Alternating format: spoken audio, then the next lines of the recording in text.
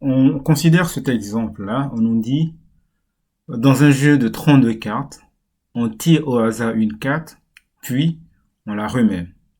Définissez deux épreuves de Bernoulli qui peuvent être associées à cette expérience aléatoire, puis donnez leurs paramètres respectifs. Donc si vous revenez à la définition qui était juste avant, une preuve de Bernoulli, c'est une expérience aléatoire qui a deux issues. Donc finalement, pour définir une preuve de Bernoulli, c'est pas si compliqué que ça. On définit un événement qu'on veut étudier, et après, on considère cet événement et son contraire, ça nous fait deux issues. Donc par exemple, dans le jeu de 32 cartes qui est ici, on pourrait définir comme événement à étudier, ou bien événement qui nous intéresse, c'est d'obtenir une carte rouge. Donc si on définit comme événement à étudier, obtenir une carte rouge, on a deux issues. La première issue, le succès, c'est obtenir une carte rouge, et le chèque, ce n'est pas obtenir une carte rouge, donc ici obtenir une carte noire. Voilà, on a ici défini une preuve de Bernoulli associée à cette expérience aléatoire. Donc, on va l'écrire. Donc, on va dire, par exemple,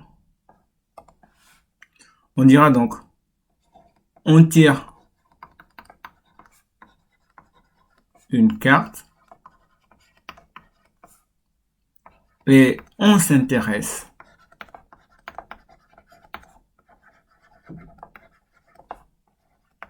à l'événement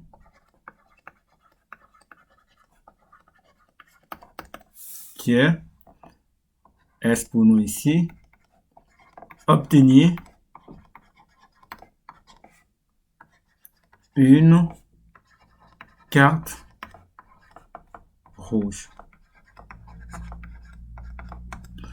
Donc, on a défini donc notre épreuve de Bernoulli. Le succès, c'est obtenir une carte rouge.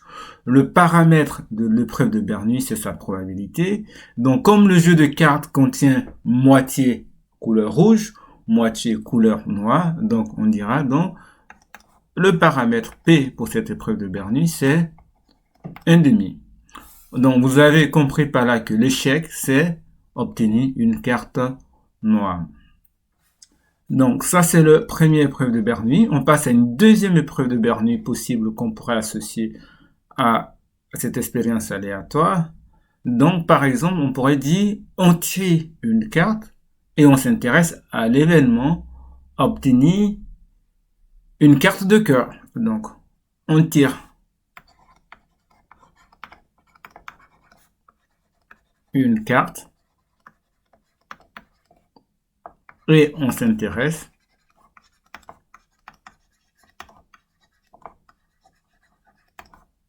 à l'événement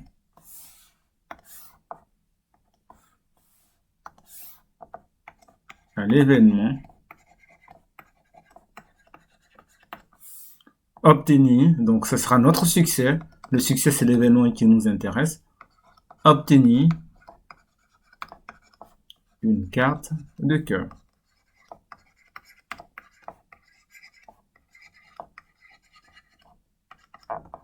Donc on comprend bien donc que ici les deux issues, ça va être obtenir une carte de cœur et le contraire, donc l'échec, c'est ne pas obtenir une carte de cœur.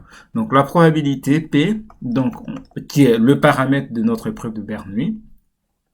On a donc trois familles de cartes. On a cœur, on a pique, on a carreau et on a trèfle.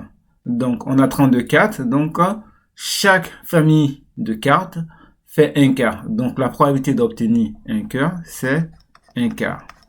Donc voilà deux épreuves de Bernoulli qui sont associées à notre expérience aléatoire. Pour l'exemple 2, on nous demande, pourriez-vous associer une preuve de Bernoulli au problème du défi? Donc le problème du défi, si vous le lisez, donc c'est qu'on souhaite fabriquer une table à partir de 12 planches. Donc chaque planche peut avoir un nœud ou ne pas avoir de nœud.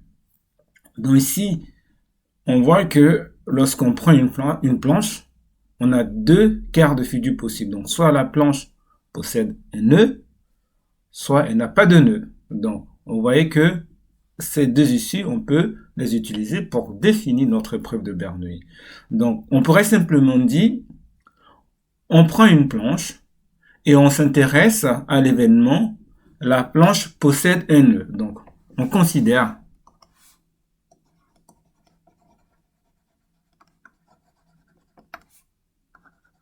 une planche, donc parmi les 12 bien sûr, on considère une planche et on s'intéresse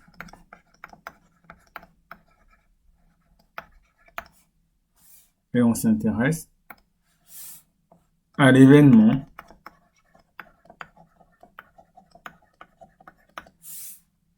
la planche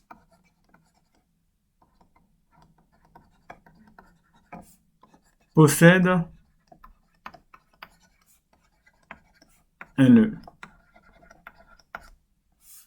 Donc, ici, notre succès, c'est que c'est cet événement, la planche possède un nœud.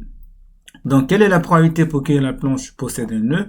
C'est ça le paramètre de notre épreuve de Bernoulli. C'est donné dans l'énoncé, c'est P égale à 0,04.